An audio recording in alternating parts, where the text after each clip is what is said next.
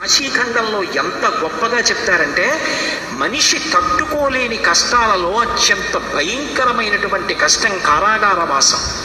కారాగారవాసం అంతటి భయంకరమైన కష్టాన్ని ఎదుర్కోవలసి వచ్చినప్పుడు కూడా కాలభైరవ చరిత్ర చదివినా, కాలభైరవాష్టకం చదివినా, కాలభైరవోపాసనం చేసినా వాళ్ళు రక్షింపబడతారు అంటుంది శాస్త్రం.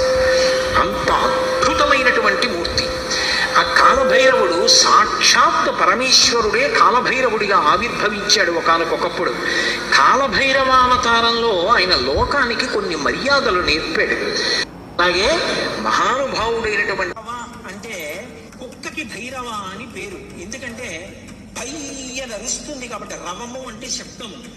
భైరవ అన్న మాటకు అర్థం ఏమిటంటే ఎవరిని చూస్తే హడిలిపోతామో, ఎవరిని చూస్తే భయం వేస్తుందో, ఎవరిని చూస్తే ఇక బుద్ధి పని చెయ్యదో అటువంటి భయంకరమైనటువంటి రూపంతో ఉండేటటువంటి వాడికి భైరవ అని పేరు. లోకంలో ఎవరైనా సరే బాగా పాపములు చేసి చేసి చేసి చేసి చేసి చేసి శరీరం విడిచిపెట్టేశారనుకోండి, ఈ లోకం విడిచిపెట్టి వెళ్ళిపోయేటప్పుడు భైరవ యాతన అని ఉంటుంది.